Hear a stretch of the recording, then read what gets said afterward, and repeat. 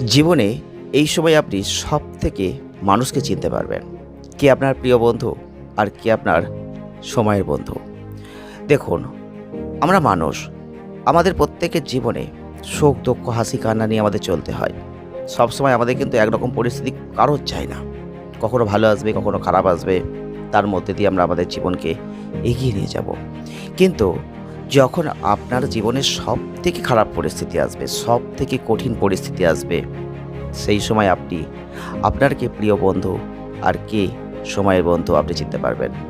কারণ যারা আপনার সবথেকে প্রিয় মানুষ, সবথেকে আপনাকে ভালো চাইবে, তারা আপনাকে কখনো ছেড়ে যাবে না। মানে আপনাকে যারা ভালোবাসে, তারা ছেড়ে যাবে না।